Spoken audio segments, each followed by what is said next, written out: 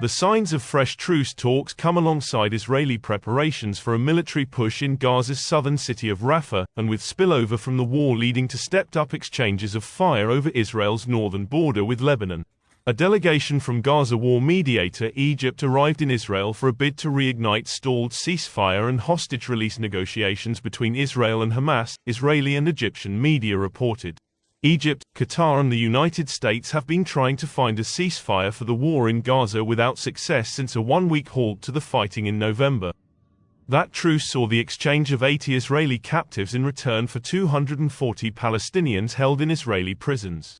Several Israeli media outlets, citing unnamed officials, said that Israel's war cabinet discussed a new plan for a truce and hostage release ahead of the Egyptian delegation's visit. The war also ground on, with missiles fired from an Israeli jet striking Gaza City, killing at least 3 people in the Rimmel neighborhood. Top Arab and European officials are expected to hold talks about Gaza, including about a potential truce, in Saudi Arabia's capital. Israel's government has vowed to send troops into Rafah, where most of Gaza's population is sheltering, but aid groups warn that an invasion would add to already catastrophic conditions in Gaza.